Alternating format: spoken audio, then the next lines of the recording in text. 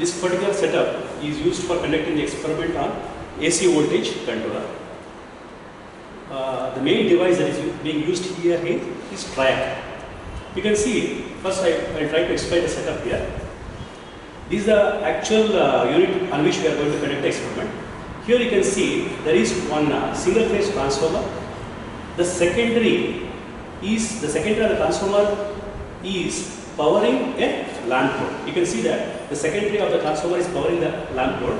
So this particular display which is there on the unit actually represents the lamp which has been shown here, and the lamp is connected in series with power device, that is the triac. Basically the secondary transformer is connected to the triac and to the lamp. And as far as this triac is concerned, you can see that this is the MT2 terminal of the triac, this is the MT1 terminal of the triac, and this is the gate of the triac. So the gate of the triac is driven by an RC circuit consisting of diac, R component and C components, which has been already studied. So these are basically the triggering circuits for this particular triac. And here you can see there is a potentiometer indicated by this arrow, and this potentiometer is used for varying this resistance, which is used for varying the firing angle of the gate pulse that you are going to give to the gate of the triac. And I have connected a voltmeter across the lamp. So I want to measure the voltage across the lamp. So I have kept this voltmeter in AC mode because I am going to measure the voltage, AC voltage across the lamp. That's why I have kept this voltmeter in the AC mode. And I have also connected an oscilloscope. Here, oscilloscope is shown here. I have connected an oscilloscope across the lamp. And the main experiment here is that as I am going to vary the firing angle, you can see that the lamp intensity will vary. So initially, the potentiometer is adjusted in such a way that there will be a maximum firing angle will be there, indicating a very less voltage across the lamp, indicating by its intensity. Whereas as I am increasing the potentiometer, you can see that the firing angle reduces, which means you are applying more and more voltage, AC voltage across the lamp, indicated by its higher intensity. And also you can see the AC voltage across the lamp is shown by this voltmeter. At the same time, you can see the waveform across the lamp.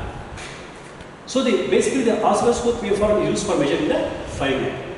Let me switch on the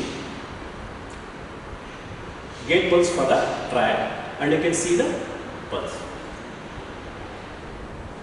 The pulse is observed here.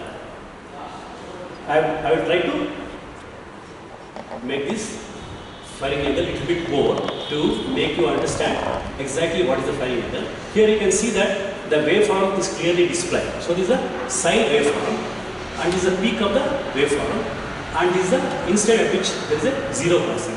Here you can see that there is one dash, x-axis, dark x-axis line, indicating that from this instant to this instant, the triac is in off condition, means the gate pulse is not there.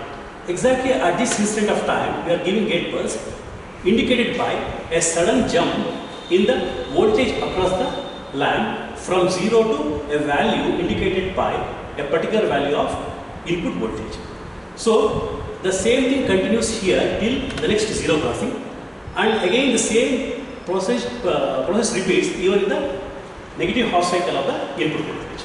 So you can observe that as I am increasing the firing angle, you can see it approaches the sine waveform more and more closer, which means that you are applying more and more voltage. So you can see the voltage here is 47.3 because I have given maximum potentiometer position, means that the firing angle is minimum, indicated by maximum voltage across the gate to, the voltage across the lamp. Now I will try to reduce the potentiometer, which means that I am increasing the firing angle, which means that I am reducing the voltage which is shown by this voltmeter. At the same time, let us try to observe the intensity of the lamp. So as I am reducing the potentiometer position, you can see that the lamp doesn't glow at all. But as I am increasing the potentiometer, you can start the waveform start appearing, and as I am increasing the potentiometer, you can see that the voltage across the lamp is increasing, and also you can see that the firing angle is reducing, so that the output waveform shape is approaching more closer to side shape, and you can also see that the intensity of the bulb is increasing.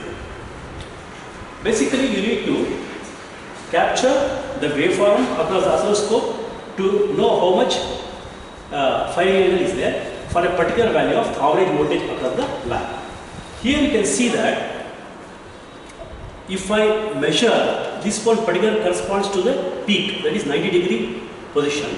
So if I measure from 0 to 90 degree, if I count, there are 5 divisions are there, which means that for every division 14-degree firing angle advancement will happen. So you can measure how many counts are there, and if you multiply it by 14, you will get so much of firing angle at that particular instant of time. So the firing angle you need to measure from the oscilloscope, and the voltage across the lamp you need to measure from the voltmeter.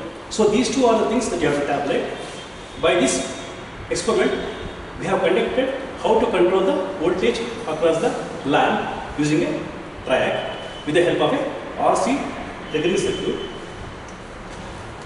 which also has a diac in its circuit.